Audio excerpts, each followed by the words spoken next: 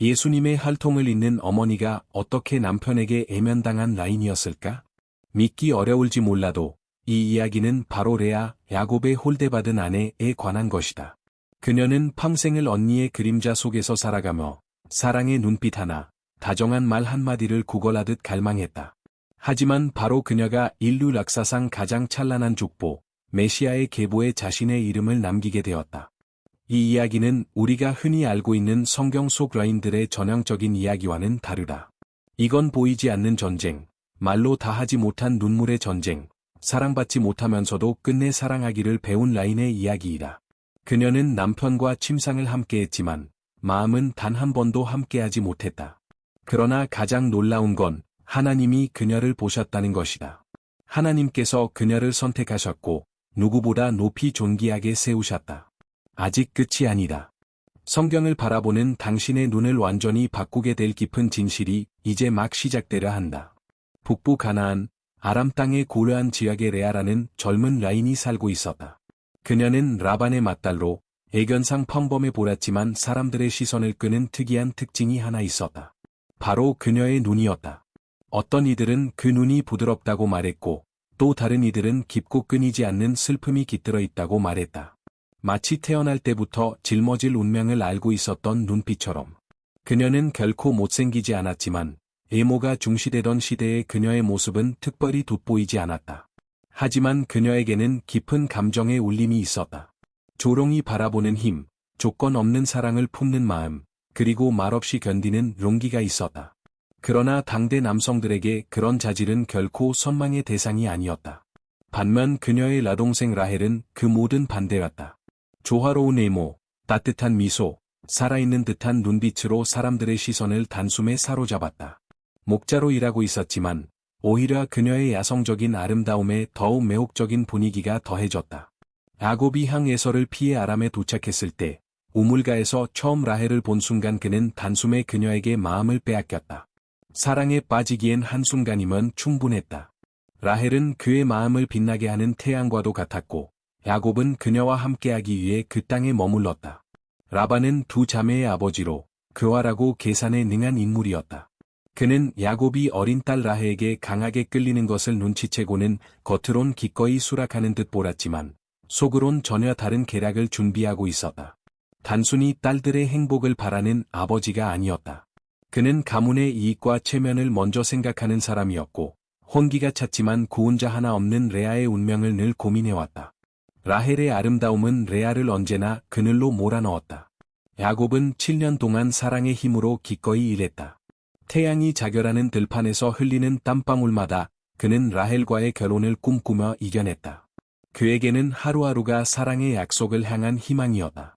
마침내 결혼의 날이 다가오자 온 마을이 축제 분위기에 휩싸였다. 희장과 천막이 장식되고 북소리가 울려 퍼졌다. 그것은 야곱에게 있어 사랑의 맹세가 이루어지는 순간이자 기다림이 결실을 맺는 시간이었지만 그 기쁨의 이면에는 배신이 도사리고 있었다. 당시 풍습에 따라 신부는 두꺼운 베일로 얼굴을 가린 채 신랑의 침실에 들어갔다. 그 신비와 단정함의 상징을 라반은 악용했다. 어둠과 전통에 기대어 그는 계획을 실행에 옮겼다. 라헬 대신 레아를 신부로 들인 것이다. 레아는 그 명령을 거부했을까? 마음속의 사랑을 바라는 갈망과 기만에 동참하는 수치심이 충돌했을까? 알 길은 없다. 다만 그녀가 아버지의 말에 순종했고 결국 그 자리에 있었다는 사실만은 분명하다. 복잡한 감정 속에서 그녀는 자신도 드디어 사랑받을 수 있을 것이라는 작은 희망을 품었을지도 모른다. 그 밤은 무거운 침묵 속에 흘러갔다. 베일 뒤에 가려진 레아는 단 한마디도 하지 않았다. 잔치와 흥분에 취한 야곱은 그녀가 라헬이 아님을 알아차리지 못했다. 그 어둠 속에서 그는 마침내 오랜 사랑을 이루었다고 믿었다. 레아에게 있어 그 모든 속삭임과 애무는 참을 수 없는 달콤한 고통이었다. 자신이 그가 원한 라인이 아니라는 걸 알면서도 그 순간만큼은 진정한 아내로서 받아들여졌기 때문이다. 그것이 비록 거짓된 시간이었을지라도. 그리고 새벽이 밝았다.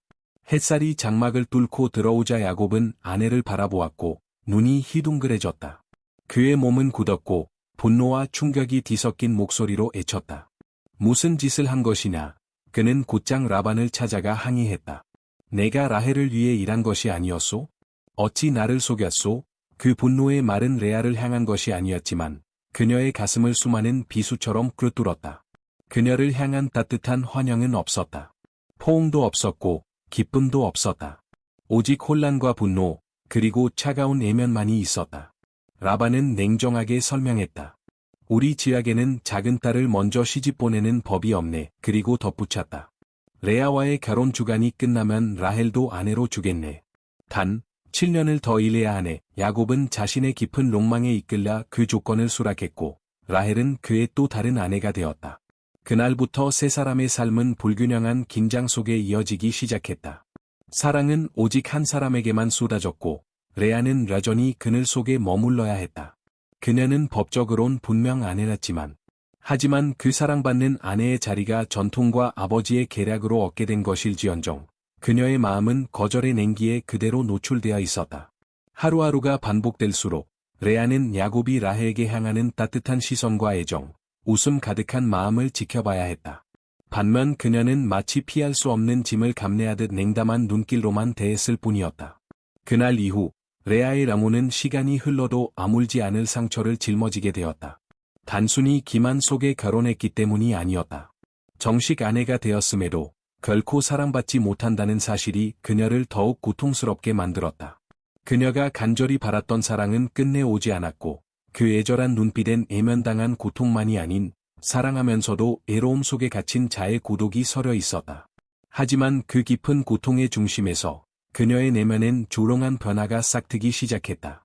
모욕과 애면 속에서도 그녀의 마음은 점차 한 분께 향해 가기 시작했다. 그녀의 아픔을 진정으로 보시는 분, 바로 하나님께. 남편이 애면하더라도 하나님은 그녀를 보고 계셨고 그녀의 이름 없는 탄식조차 들으셨다. 레아는 아직 몰랐다. 자신의 삶이 야곱의 족보에 그저 각주로 남지 않을 것임을. 그녀의 이름, 그녀의 자손, 그녀의 눈물이 결국 하나님의 거대한 계획 속에 녹아들어 가장 놀라운 이야기의 일부가 될 것이란 사실을. 야곱의 장막 안에는 시간이 지나도 가시지 않는 긴장감이 흐르고 있었다. 이제 레아는 야곱과 함께 살고 있었지만 동시에 라헬과도 삶을 나눠야 했다. 그것은 어떤 인간의 마음으로도 감당하기 어려운 기이하고 불편한 상황이었다. 같은 피를 나눈 자매였지만 한 남자의 사랑 앞에서 둘의 관계는 곧 슬픔으로 얽힌 미궁이 되었다.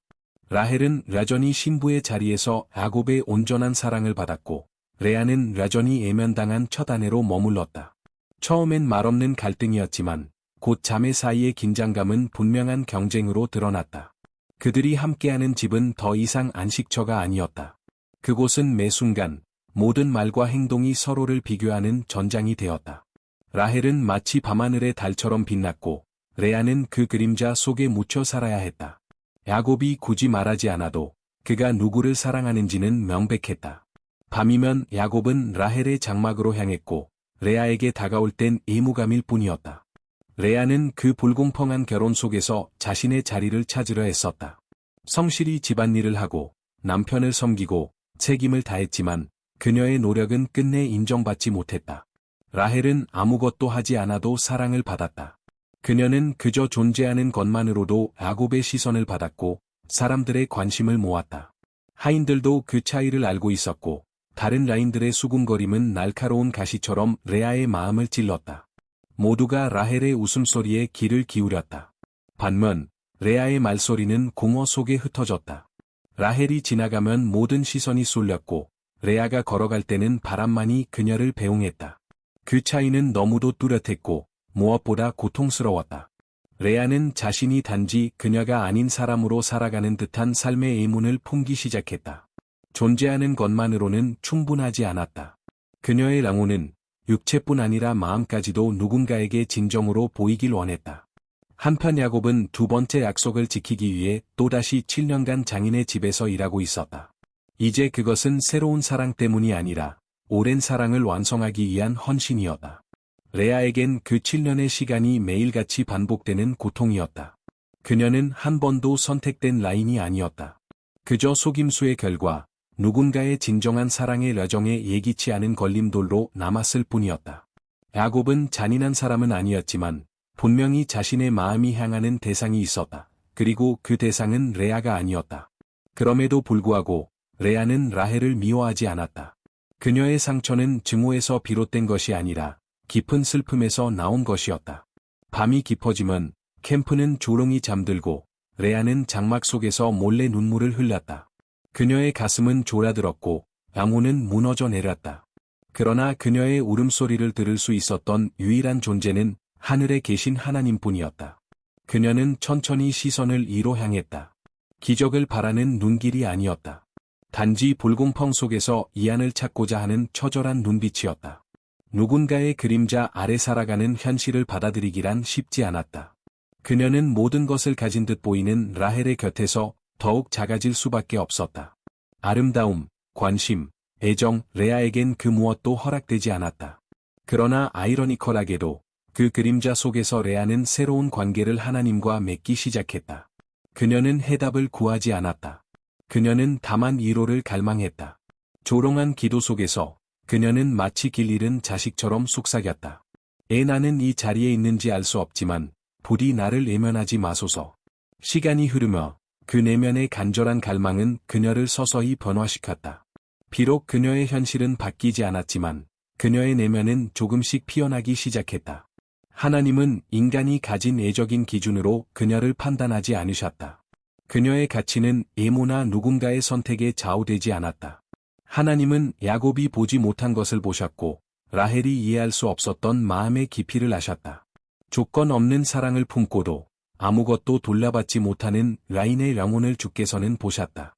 비록 야곱에게 선택받지 못한 라인이었지만 그녀는 점점 하나님의 기억 속에서 잊히지 않았음을 믿기 시작했다. 과거엔 쓰디쓴 절망만이 자리를 차지했던 그 마음 한구석에 이제 조롱이 믿음의 씨앗이 움트기 시작했다. 레아는 아직 몰랐다. 그 믿음이 그녀를 하나님의 거룩한 계획 속 중심 인물로 이끌게 되리라는 것을.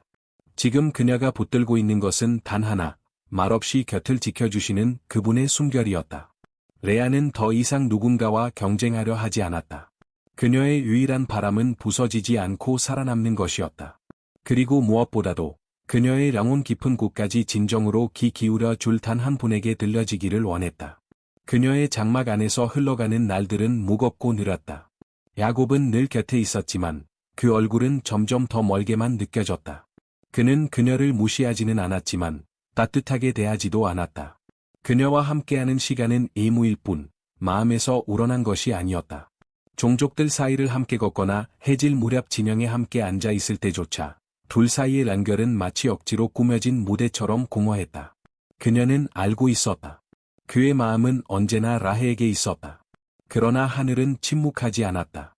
창세기 29장 31절 여호와께서 레아가 사랑받지 못함을 보시고 라고 쓰여있다. 단순하면서도 심오한 이 말씀은 우리가 알지 못하는 깊은 신비를 담고 있다. 지극히 높으신 하나님께서 보셨다는 것이다. 아무도 주목하지 않던 것을, 아무도 헤아리지 않던 고통을, 아무도 돌보지 않던 눈물을 하나님은 보셨다. 말 없는 침묵 속에 묻혀있던 한 라인의 내면을, 끝없는 애면 속에서도 헌신을 멈추지 않던 그 마음을 전능하신 분은 애면하지 않으셨다. 하나님은 야곱을 책망하지 않으셨고 라헬을 비난하지도 않으셨다. 그러나 오직 그분만이 개입하실 수 있는 자리에 손을 뻗으셨다.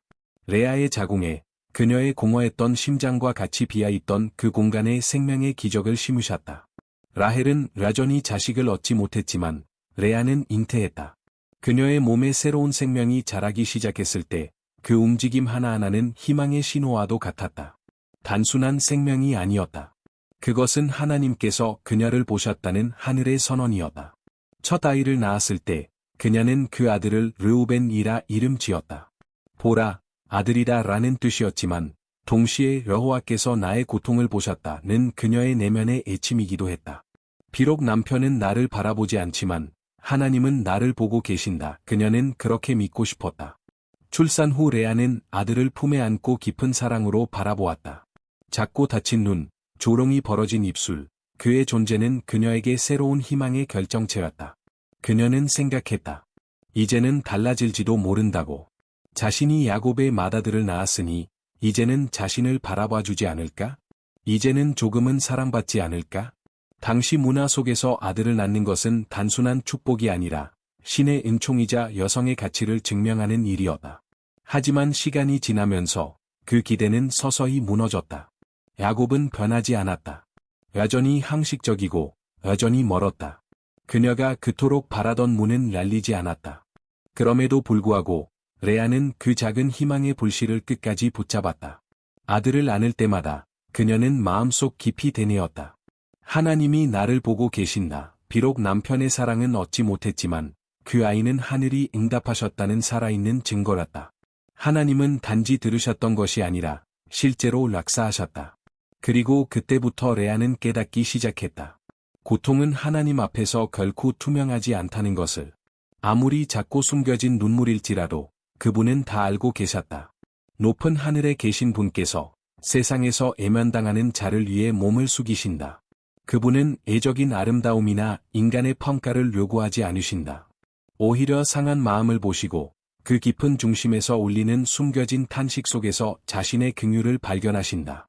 레아는 여전히 야곱의 무심한 사랑 앞에 있었고 종들도 그녀를 동정의 눈길로 바라보았으며 진영의 장막들 안에서는 어느 아내가 더 사랑받는지에 대한 수군거림이 끊이지 않았다. 하지만 이제 레아는 인간의 인정이 아닌 하나님의 시선 속에서 자신을 세워나가고 있었다. 그녀의 고통은 결코 헛되지 않았다.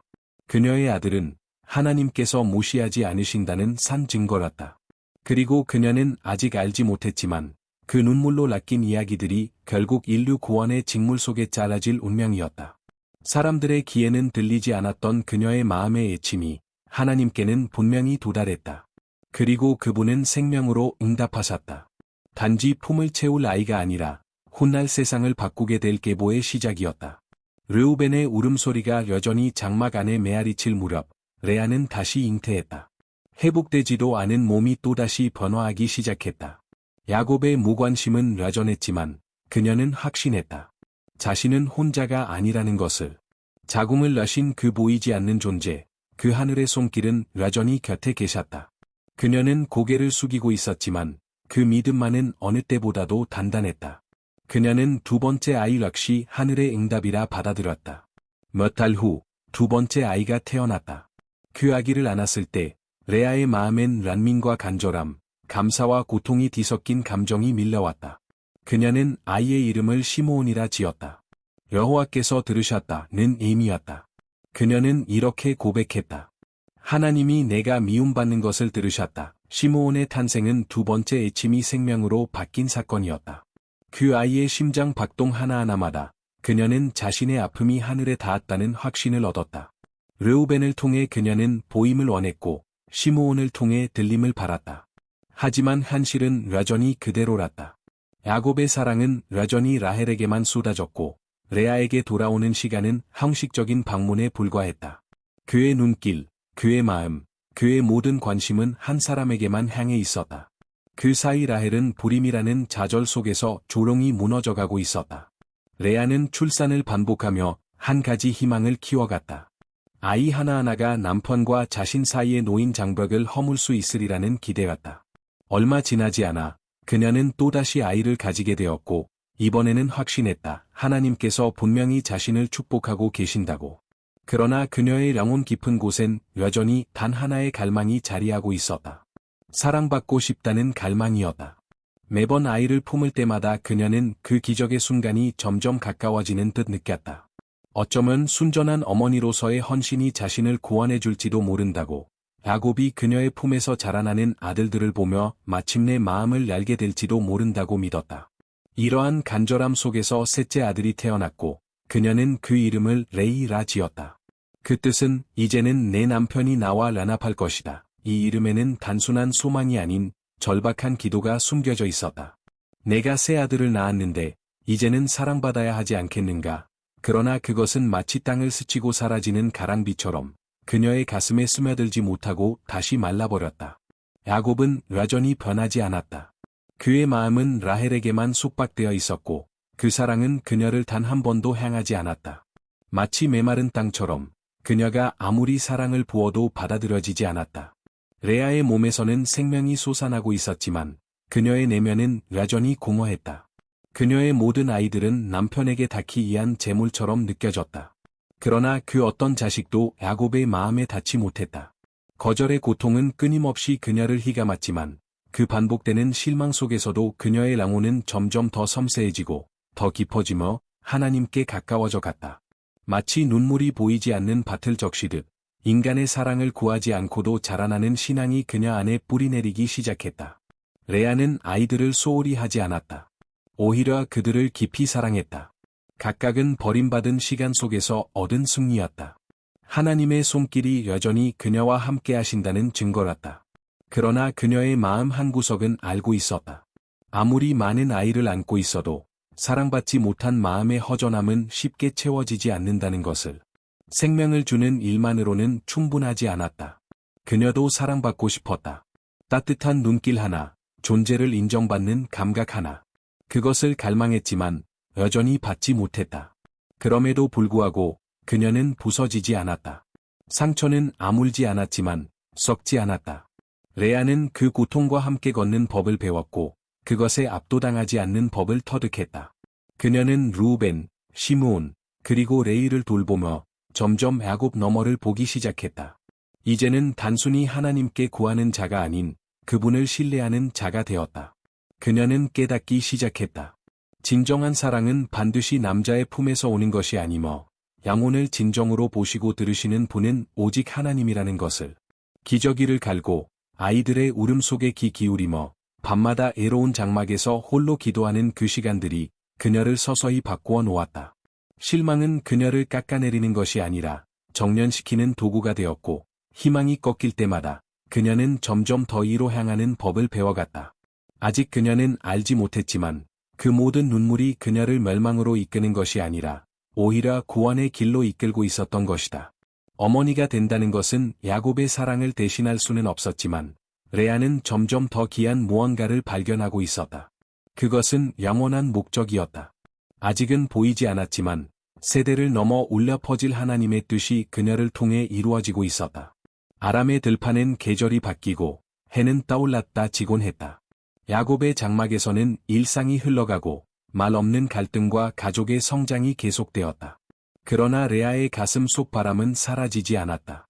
그녀의 세 아들 루벤, 시므온, 레이는 그녀의 품을 채웠지만 마음속 깊은 허전함은 여전히 남아 있었다.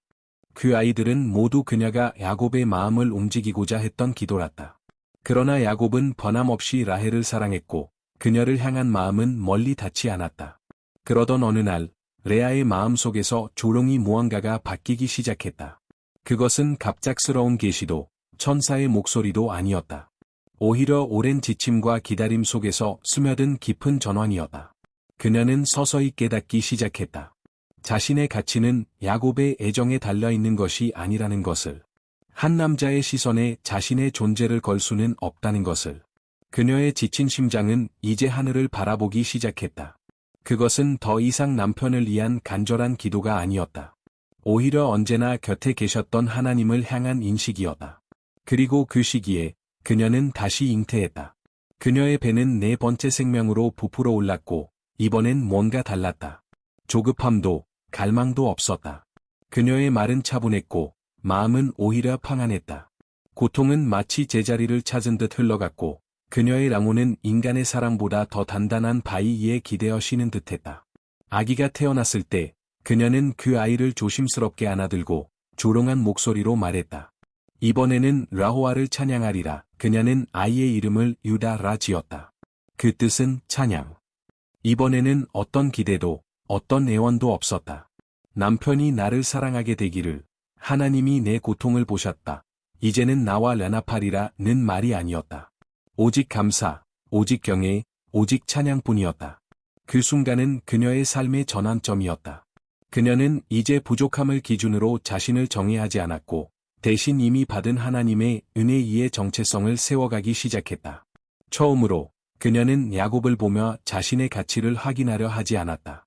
대신 하나님을 향해 마음을 내어 맡겼다. 유다는 그녀의 영적 변화를 상징했다. 고통에서 태어난 자식이 아닌 헌신에서 태어난 자식이었다.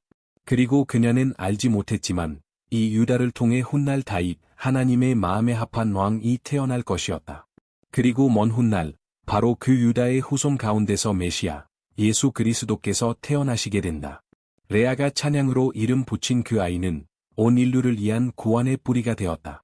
하나님의 깊고도 오묘한 지혜는 사랑받는 라인이 아닌 애면당한 라인을 선택하셨다. 아름답고 선호받던 라인이 아니라 조롱이 눈물 흘리던 라인, 보답을 바라지 않고 찬양을 배운 라인, 절망의 애침을 찬송으로 바꾼 라인을 통해 인류의 구속을 시작하신 것이다. 유다의 탄생은 단지 가정사적인 사건이 아니었다. 그것은 예언적인 선포랐고 거절 속에서 울려 퍼진 승리의 애침이었다. 멸시의 잔해 위에 세워진 믿음의 기념비였다.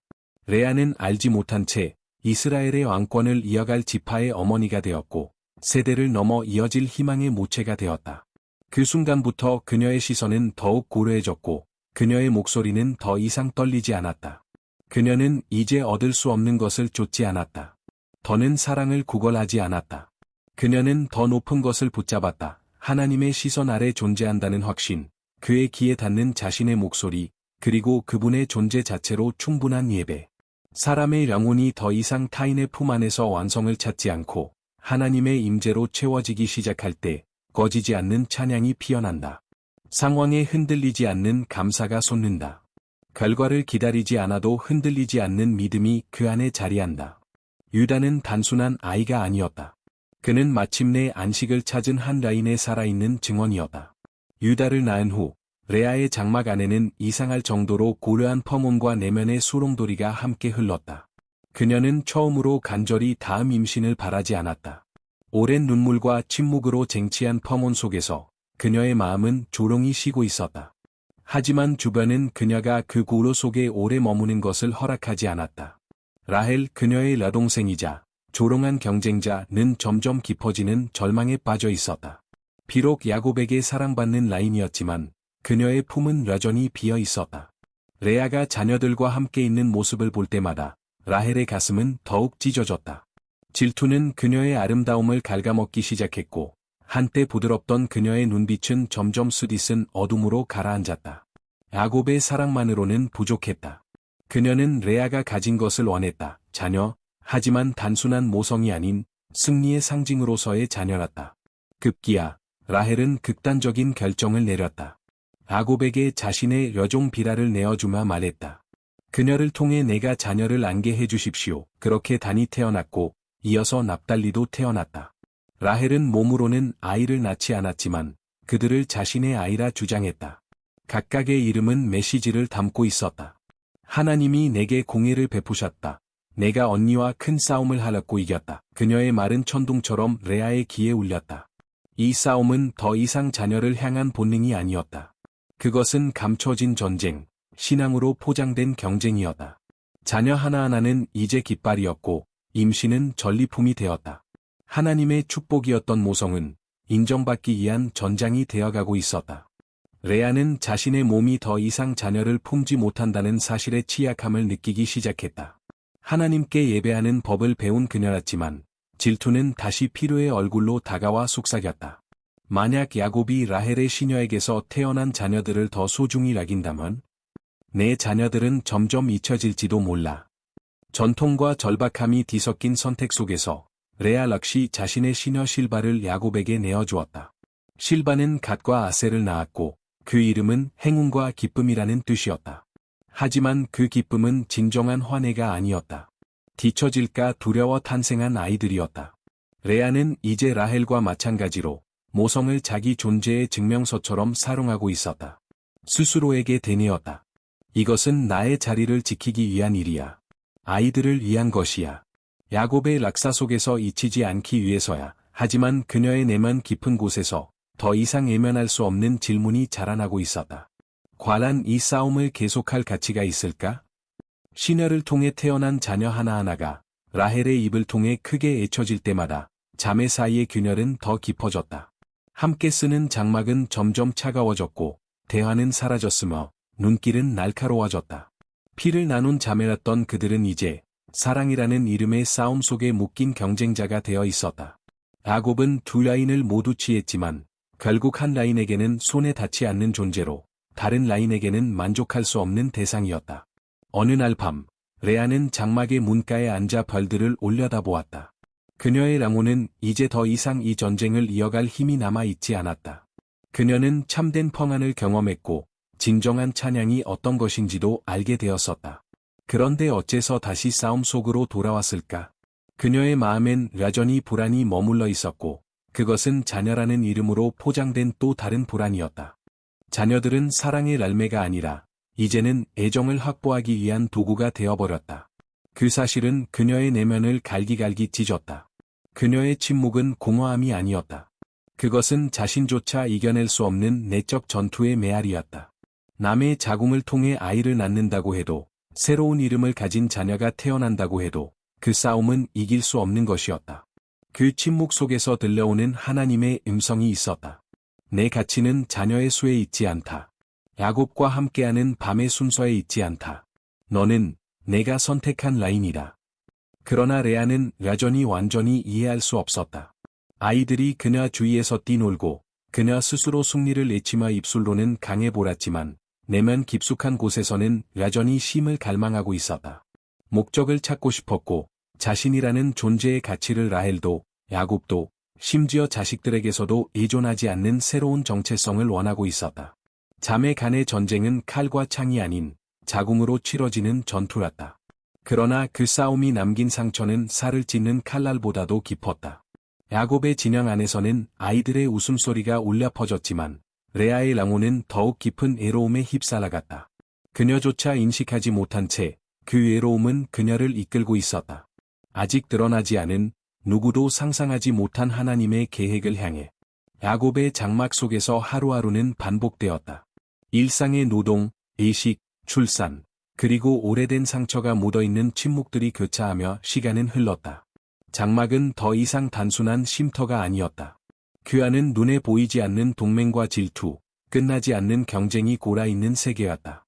그런 어느 날, 따뜻한 바람이 들판을 스치고 지나가는 저녁, 레아의 맏아들 루벤이 들판에서 무언가 특별한 것을 들고 돌아왔다. 그것은 만드라고라 비틀린 뿌리와 강한 향을 가진 식물이었다. 고대에서는 생식력을 상징하는 신비로운 식물로 여겨졌고, 아이를 원하던 라인들에게는 희망의 상징이기도 했다. 그 소식을 들은 라헬은 다시 한번 가슴속에 불이 켜지는 것을 느꼈다. 그녀의 몸은 여전히 생명을 품지 못하는 황무지였다. 그녀는 이미 시녀를 통해 아이를 얻었고 그 아이들을 자신의 승리로 선포했지만 진정한 갈망은 충족되지 않았다. 그녀는 자신의 몸으로 자녀를 낳고 싶었다. 주저함 없이 그녀는 레아를 찾아가 만드라고라를 달라고 말했다. 레아는 그 말을 듣고 놀람과 아픔, 그리고 꿋꿋한 자존심이 뒤섞인 눈빛으로 라헬을 바라보았다. 야곱의 사랑을 빼앗은 것도 모자라 이제는 자신의 아들이 가져온 작은 소망마저 가져가려는 것인가. 분노를 터뜨리는 대신 레아는 거래를 제안했다. 그 말에는 아이러니와 절박함이 동시에 담겨 있었다. 내 아들의 만드라고라 대가로 오늘 밤 당신에게서 내 남편을 빌려받는다. 그녀의 말은 단순한 협상이 아니었다. 그것은 그녀 삶의 잔인한 현실에 대한 고백이었다. 정식 아내인 그녀가 이제는 자신의 남편과 함께할 밤을 친자매와 흥정해야 하는 처지에 놓인 것이다. 애정이란 것이 거래의 대상이 된 순간이었다. 사랑이 한 줌의 식물과 바뀌는 대상이 되었다. 그날 밤 야곱이 들판에서 돌아왔을 때 레아는 단호한 말로 맞이했다. 당신은 오늘 밤 내게 와야 합니다. 내 아들의 만드라고라 대가로 내가 당신을 사들였기 때문입니다. 그 안에는 연애도 따뜻함도 없었다. 오직 묵시적인 애무만이 남아 있었다. 부부의 친밀함은 사랑과 교감을 상징해야 했지만 그날 밤 그것은 거래의 수단에 불과했다. 인간애를 상실한 애정의 파편이었다. 그럼에도 불구하고 하나님은 레아를 외면하지 않으셨다. 그 쓰라린 상황 한복판에서도 하늘의 은혜는 다시금 그녀를 감쌌다. 그녀는 또다시 잉태했고 아이를 낳았다. 그녀는 그 아이를 이사갈이라 불렀다. 보상이라는 의미였다. 그녀는 이 아이를 하나님께서 시녀를 내어준 자신의 헌신과 고통에 대해 보답하신 선물이라 여겼다. 그녀는 알았다. 인간은 감정을 흥정하지만 하나님은 진심을 기억하신다는 것을. 얼마 지나지 않아 그녀는 또다시 아이를 낳았다. 이번에는 스불론, 거처, 혹은 존귀하게 하심이라는 이름을 붙였다. 그녀는 생각했다. 6아이나 자신에게서 태어났으니 이번에는 야곱도 자신을 진심으로 사랑하게 될지 모른다고. 하지만 원하는 사랑은 여전히 오지 않았다. 그럼에도 레아 안에서는 무언가가 변해 있었다. 내면의 상처는 여전히 남아 있었지만 그녀의 랑오는 훨씬 더 강해져 있었다. 레아는 더 이상 절망 속에 쓰러지는 라인이 아니었다. 그녀는 견디는 법을 배웠고 보이지 않는 손을 붙드는 법을 익혔다. 세상이 변하지 않아도 하나님은 언제나 그 자리에 계심을 알게 되었다. 그렇다고 해서 그녀의 마음에서 인간적 사랑의 갈망이 완전히 사라진 것은 아니었다. 인간은 사랑받기 위해 창조된 존재랐기에. 그러나 이제 그녀는 그 갈망을 구걸하지 않았다. 고통 속에서 다듬어진 그녀의 랑오는 깊은 뿌리를 내렸고 그것이 그녀를 무너뜨리지 않게 했다. 야곱이 장막을 옮겨 다니고 라헬이 여전히 내면의 전투를 치르며 아이들이 자라며 서로 다투고 놀 때에도 레아는 고려한 은밀함 속에서 계속해서 성장하고 있었다. 그녀의 자녀들은 단순한 수가 아니었다. 각각은 하나의 이야기였고 하나의 간구였으며 하나의 변화랐다. 한때 그녀는 어머니가 됨으로써 사랑을 얻으려 했지만 이제는 사랑이 인간에게서 오지 않음을 이해하게 되었다. 그녀의 가치는 남자의 품이 아니라 거래되지 않는 하나님의 시선 안에 있었다. 침묵 속에서도 그녀의 랑온에는 여전히 갈망이 살아 있었지만 그 갈망과 함께 더욱 강한 무언가가 자라나고 있었다. 바로 이 진실, 사람은 잊어도 하나님은 결코 잊지 않으신다는 확신. 스불론의 탄생 이후 레아의 삶은 겉보기엔 더 파문해졌다. 야곱의 애정을 향한 열망은 예전처럼 격렬하지 않았다. 그것은 그녀의 갈망이 사라져서가 아니었다. 오히려 그녀의 마음이 변화한 것이었다. 거절과 이로, 끊임없는 출산과 내면의 기도 속에서 그녀는 새로운 삶을 배우고 있었다. 사랑이 돌아오지 않아도 여전히 살아갈 수 있다는 법을. 그리고 레아는 침묵 속에서 바위처럼 단단해졌다. 꺾이지 않은 그녀의 랑오는 고통과 싸움 속에서도 조롱이 자라났다. 그러한 시기 속에서 태어난 딸이 있었다. 그녀의 이름은 디나. 성경이 레아에게서 직접 태어난 유일한 딸로 기록한 인물이었다. 그러나 디나에 대해선 다른 자녀들과는 달리 그 이름의 의미나 출산 당시의 기쁨, 찬양이나 소망의 말조차 전해지지 않는다. 그럼에도 불구하고 디나의 존재는 말없이 강한 상징성을 품고 있었다. 남자들이 땅과 이름, 유산을 계승하던 가부장 사회에서 디나는 다른 것을 대표했다. 그녀는 레아의 혈통 속에 숨겨진 여성의 얼굴, 조롱하지만 강한 존재감, 어머니로서의 새로운 차원을 드러낸 증표였다. 디나가 자라면서 레아는 이전과는 다른 형태의 부드러움을 딸에게 쏟았다. 아들들에게는 야곱의 관심을 얻기 위해 자신의 사랑을 사용해야 했다면 디나에게는 단순히 사랑할 수 있었다. 경쟁도, 비교도, 계산도 없는 오직 어머니와 딸 사이에만 존재하는 순수한 유대였다. 디나는 레아가 자신을 바라볼 수 있는 거울과 같았다. 고통 없이, 조건 없이, 온전하게 사랑받고 싶은 소녀였던 자신의 옛 모습을 디나 안에서 다시 만났다.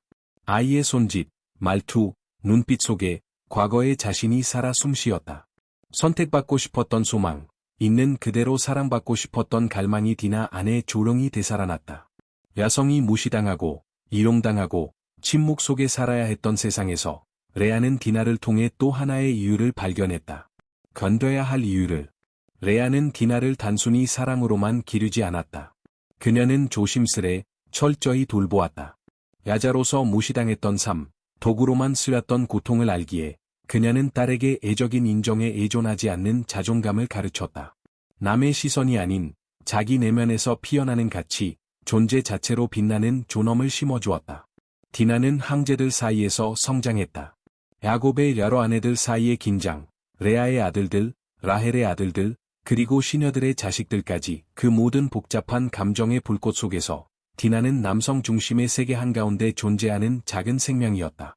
칼과 질투, 거래가 난무하던 공간 속 그녀는 부드러움 그 자체였다. 비록 성경은 그녀의 어린 시절에 대해 침묵하고 있지만 레아는 분명 그녀를 지켜냈을 것이다. 깊은 상처를 가진 어머니만이 줄 수 있는 방식으로 그녀는 자신의 딸을 안고 있었을 것이다. 하지만 디나는 단순한 거울이 아니었다. 그녀는 어머니의 그림자를 닮아가면서도 시간이 흐른 후 자신만의 이야기를 가지게 된다. 그리고 그 이야기는 야곱 가문 락사에서 가장 고통스럽고 비극적인 장면 중 하나로 기록된다. 바로 세겜 사건. 디나는 그 땅의 추장 하몰의 아들 세겜에게 끌려가 모욕을 당한다. 그 사건은 단순한 범죄가 아니었다. 그녀의 오빠들, 시므온과 레아의 아들들은 격분했다. 야동생의 수치와 침묵에 그들은 복수를 결심했고 결국 피로 얼룩진 보복을 감행했다. 그 일은 야곱의 가족을 되돌릴 수 없는 방향으로 바꾸어 놓았다. 이 사건은 많은 것을 드러낸다. 가부장적 체제 속에서 여성이 얼마나 취약했는지, 아버지 야곱이 몰아준 침묵의 무력함, 그리고 레아의 아들들이 분노로 들끓는 그 모습을 통해 드러나는 가족의 균열. 성경은 이 비극 속에서 레아의 감정을 말하지 않지만 우리는 그녀의 심장을 짐작할 수밖에 없다. 자신의 몸에서 유일하게 태어난 딸이 모욕당하고 이어지는 분노의 도구로까지 이용되는 모습을 바라봐야 했던 어머니의 심정은 상상조차 할 수 없다. 디나는 레아에게 단순한 딸이 아니었다. 그녀는 감정의 유산이었고 침묵 속에서 만들어진 사랑의 결정체였다.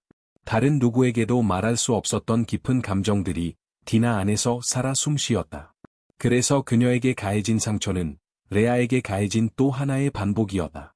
그 고통은 그녀가 평생 맞서온 사랑 없는 삶과 인격의 부정이라는 긴 그림자의 또 다른 발현이었다. 하지만 디나는 사라지지 않는다. 그녀는 이야기 속에서 침묵의 상징으로 남지만 동시에 기억의 거울이 된다. 그 기억은 애친다. 부드러움은 존재하며 그 부드러움은 여성의 얼굴을 하고 있다. 디나는 말 없는 선언이었다. 나도 존재한다. 나의 사랑은 이름을 가진다. 수많은 남성의 이름으로 채워진 계보 속에서 디나는 숨겨진 보석처럼 빛난다. 레아라는 라인이 침묵 속에 남긴 영혼의 흔적이었다. 시간이 흘러 야곱의 세월 위로 해가 기울기 시작했을 무렵 믿기 어려운 일이 일어났다. 그의 삶의 중심이자 가장 사랑했던 여인 라헬이 세상을 떠난 것이다. 가나안 땅으로 돌아가던 길, 그녀는 두 번째 아이를 낳던 중 길고 지독한 진통 끝에 생명을 다했다. 죽어가는 숨결 속에서 그녀는 아이의 이름을 베노니, 내 슬픔의 아들이라 지었다. 그러나 야곱은 참을 수 없는 슬픔 속에서 그 아이를 베냐민, 내 오른손의 아들이라 부른다. 아마도 잃어버린 사랑을 마지막 이름 안에 붙잡아두려는 간절함이었을 것이다. 라헬의 죽음은 야곱에게 충격이었다. 그녀를 위해 14년을 봉사했던 남자, 누구보다 간절히 기다렸고 모든 아내들 중 가장 귀하게 여겼던 라인이 이제는 흙 속에 누웠다. 그녀는 족장들의 무덤인 막벨라 굴에 묻히지도 못하고 에브라스로 가는 길가에 홀로 묻혔다. 야곱은 그 자리에 비석 하나를 세웠고 그 외로운 무덤은 그의 영원한 사랑이자 과거에 대한 집착의 상징이 되었다. 레아는 그 모든 광경을 멀리서 지켜보았다. 더 이상 시녀를 놓고 다투지도 만드라고라를 교환하지도 않았다. 이제는 차례를 놓고 경쟁하는 일도 없었다. 라헬이 사라졌고 처음으로 라헬이 세상을 떠난 뒤 레아는 야곱의 유일한 아내로 남았다. 그러나 그 새로운 이치는 만족이 아니라 이전보다 훨씬 짙은 침묵으로 가득했다. 경쟁자가 사라졌다고 해서 야곱의 마음이 그녀에게 날리지는 않았다. 라헬의 부재가 곧 레아의 존재를 의미하지 않았던 것이다. 달콤한 위로도 뒤늦은 보상도 없었다. 오직 하루하루 묘비가 되어 가슴에 박힌 빈자리만이 야곱을 짓눌렀다.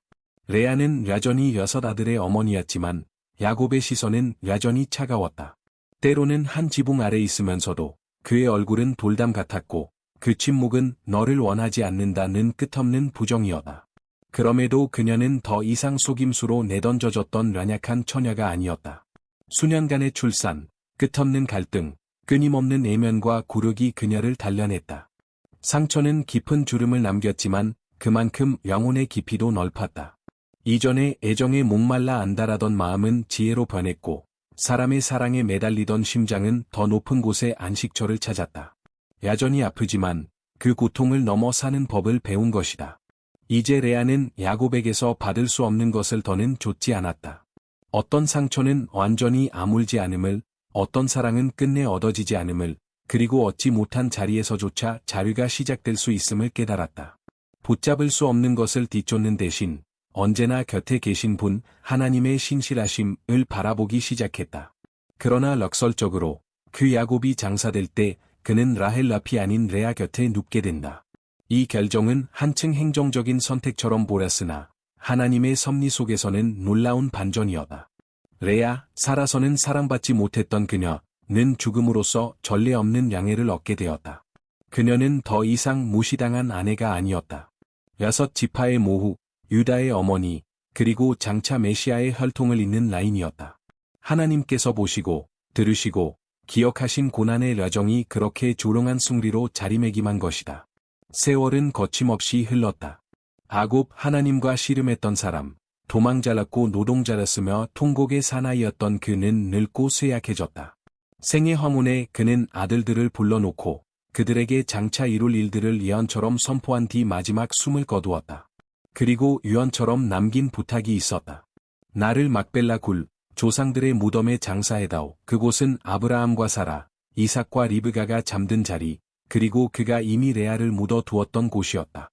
내가 레아를 거기에 묻었노라. 야곱은 그렇게 말했다. 그는 라헬 앞이 아니라 레아 곁에서 영원을 맞이하기로 이미 결정해 두었다. 길가에 홀로 남겨진 라헬의 무덤과 달리 막벨라 굴은 족장 가문의 가장 높은 양해가 주어지는 땅이었다. 이렇게 애도하지 않은 듯 보이는 장례 절차 속에서도 하나님은 묵묵히 한 가지 메시지를 새기셨다. 사람들이 경시한 것을 주님은 존귀히 여기신다는 사실이다. 레아의 삶은 끝내 달콤한 언어도 로맨틱한 몸짓도 받지 못했다.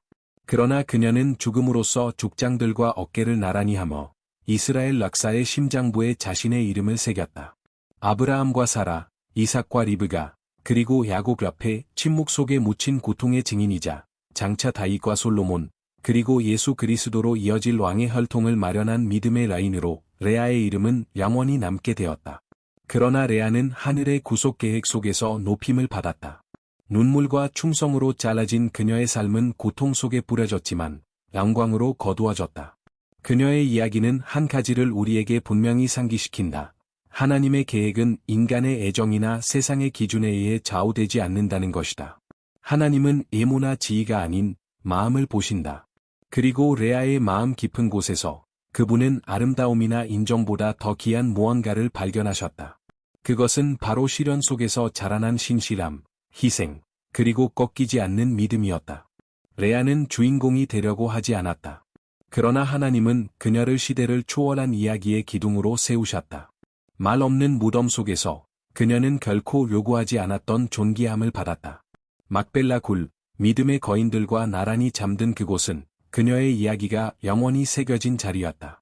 그것은 신성한 사랑이 인간의 규칙을 따르지 않으며 세상에서 가장 이긴 영혼이 하늘의 계획 중심에 자리할 수 있음을 증명하는 조롱한 선언이었다. 레아의 여정은 야곱의 사랑 한마디나 자매 사이의 화해에서 끝나지 않았다. 그녀의 여정은 하나님의 불가해한 선택 속에서 정점을 맞이한다. 억지로 시작된 결혼, 원치 않았던 관계, 그 시작은 거칠고 고통스러웠지만 수세기 후 그것은 인류 구속의 뿌리로 바뀌었다.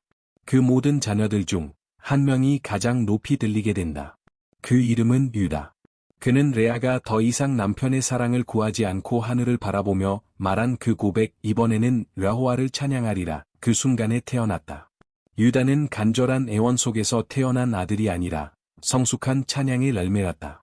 그리고 바로 그 유다를 통해 메시아의 계보가 이어졌다. 다윗 왕, 솔로몬, 그리고 마침내 인류의 구원자 예수 그리스도. 놀라운 락설이었다. 하나님은 사랑받은 아내 라헬의 자손, 곧 이집트를 구한 애인 요셉의 혈통이 아닌 레아의 자손을 선택하셨다. 요셉은 분명 하나님의 도구였고 놀라운 통찰과 용기를 지닌 자랐다. 그의 이야기는 섭리와 신실함으로 빛난다. 그러나 구원의 계보는 그의 것이 아니었다. 유다였을까? 라헬이 아니었을까? 요셉이 아니고 수많은 실패와 어두운 장면을 남긴 유다였을까? 그 답은 분명하다. 하나님의 계획 중심에는 인간의 완전함이 아니라 초월적인 은혜가 있기 때문이다. 하나님은 스스로 자격이 있다고 라기는 자들이 아니라 세상이 버린 자들, 잊힌 자들, 상처 입은 자들을 통해 락사를 이루신다. 세상의 기준으로 보면 라헬은 이상이며 선택받은 자랐다. 하지만 레아는 버려진 자, 외면당한 자랐다. 바로 그 어둠 속에서 하나님은 빛을 내셨다. 그 거절의 깊이에서 앙의 혈통이 솟아올랐다. 레아의 고독에서 하나님은 온 세상을 위한 소망을 써내려 가셨다. 그녀의 구속은 단지 그녀의 자녀를 위한 것이 아니었다. 그것은 그녀 삶 전체에 흐르는 하나님의 호흡이었다.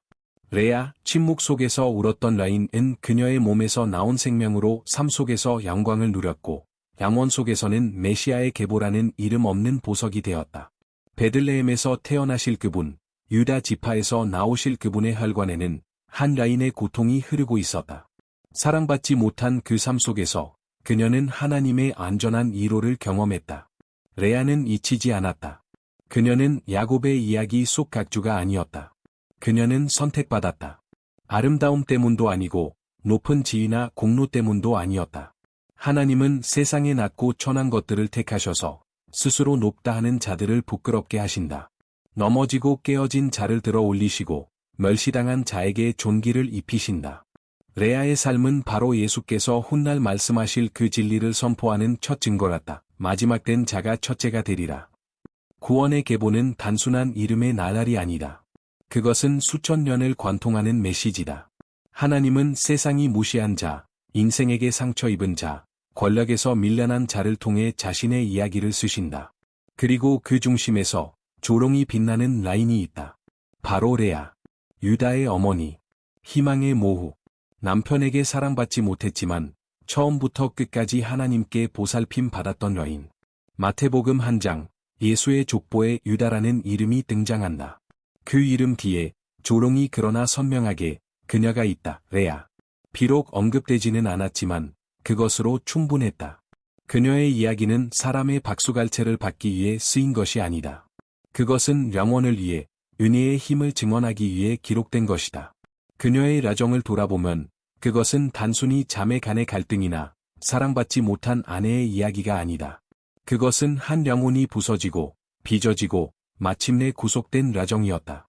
그녀의 삶은 고통의 사막을 지나 침묵의 골짜기를 건너 끝내 하나님의 품 안에서 안식한 순례자의 이야기였다. 그러나 그 길 끝에서 레아는 더 깊은 믿음으로, 더 순전한 예배로, 그리고 더 이상 인간의 시선이 아닌 하나님의 시선에 머무는 평안으로 나아가고 있었다. 그녀의 라정은 아버지에게 언니 대신 넘겨졌던 그 밤부터 시작되었다. 선택받지 못했다는 상처는 그날 밤 신부의 베일 뒤에 감춰진 채 시작되었다.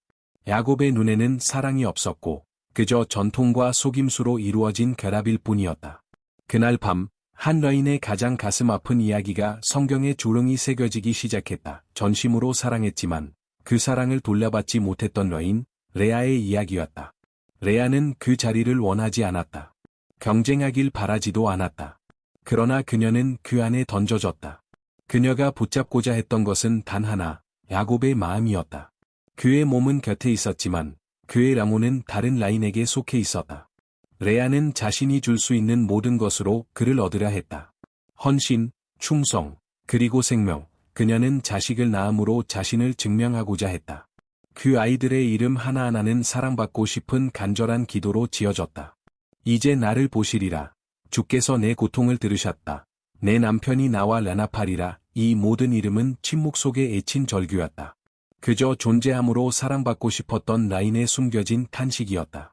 그러나 시간이 흐르며 레아는 다른 사랑을 알아가기 시작했다. 얻으려는 사랑이 아닌 부어지는 사랑. 조건이 필요 없는 사랑. 유다가 태어난 날 그녀의 입술은 더 이상 구하지 않았다. 대신 이렇게 말했다. 이번에는 라호와를 찬양하리라. 그 한마디가 그녀의 삶 전체의 방향을 바꾸었다. 그 이후로 고통이 사라진 것은 아니었다. 그러나 그녀의 마음은 이제 야곱의 인정이 아닌 하나님의 선택 안에서 안식하고 있었다. 그녀의 찬양은 고통에서 피어났다. 그녀의 예배는 버림받음 속에서 자라났다. 사람들 눈에는 감춰졌던 인생 속에서 하나님은 영원한 목적을 써내려가고 계셨다. 레아는 인간의 사랑을 받음으로 만족하지 않았다. 오히려 사랑을 주는 삶 속에서 만족을 발견했다. 자녀들을 아꼈고 남편을 변함없이 섬겼으며 무엇보다 하나님께 드리는 예배를 배웠다. 아무것도 남지 않은 영혼만이 드릴 수 있는 깊은 예배를. 그녀의 길은 결코 순탄치 않았다. 낙심과 눈물, 혼돈과 갈망이 반복되었지만 그녀는 한 걸음 한 걸음씩 영적인 성숙으로 나아갔다. 슬픈 눈을 가진 소녀였던 그녀는 이제 하나님이 이미 나를 보셨다는 확신 속에 사는 라인이 되었다. 한때는 야곱의 손길을 바라며 울던 라인이 이제는 아무도 말하지 않아도 자신의 삶이 가치 있음을 아는 라인이 되었다. 그녀가 발견한 사랑은 야곱의 사랑이 아니었다. 그것은 하나님으로부터 온 사랑이었다. 애모를 보지 않고, 비교하지 않고, 떠나지 않는 사랑. 치유하고, 회복시키고, 궁극적으로 구속하시는 사랑. 그 사랑은 그녀의 고개를 들어 올렸고, 그녀의 자궁을 약속의 통로로 삼으셨으며, 그녀의 이름을 메시아의 계보 속에 기록하셨다. 그 사랑은 세상이 침묵하는 순간에도 나는 너를 잊지 않았다 라고 애치셨다. 레아의 이야기는 무덤에서 끝나지 않았다. 그녀의 이야기는 구세주의 족보에서 영원히 살아있다. 눈물로 끝나지 않았고 찬양으로 피어났으며 잊힘으로 사라지지 않고 영원한 영광으로 들어올려졌다. 한때 선택받지 못한 라인은 지금은 살아있는 증인이 되었다. 하나님이 보시고 들으시고 응답하시며 침묵 속에 사랑하는 자를 높이 드신다는 증거. 그녀의 삶은 고통으로 구성된 선율의 은혜의 화음을 입힌 하나의 찬송이었다. 지금도 이 이야기는 상처 입은 마음에게 속삭이고 있다. 너 락시 보이고 있다. 너도 사랑받고 있다. 너 또한 영원한 계획 속에 있다. 레아는 처음부터 강한 라인이 아니었다. 그러나 그녀는 하나님의 사랑 안에서 완전히 변화된 라인이었다. 그리고 그 변화 안에서 상상조차 못했던 영광을 품게 되었다. 이것이 레아의 감동적인 이야기의 끝이다. 사랑받지 못했으나 끝까지 사랑했고, 애면당했지만 끝내 기억된 여인. 하나님의 섭리 안에서 그녀의 상처는 하나의 유산이 되었고, 그녀의 애로움은 메시아의 길이 되었다. 레아는 우리에게 말한다. 진정한 가치는 사람의 인정보다 하나님의 목적 안에 있다. 사람은 무시할 수 있어도 하나님은 결코 지나치지 않으신다. 세상의 잣대에 맞지 않는 자도 하나님의 눈에는 귀중한 존재다.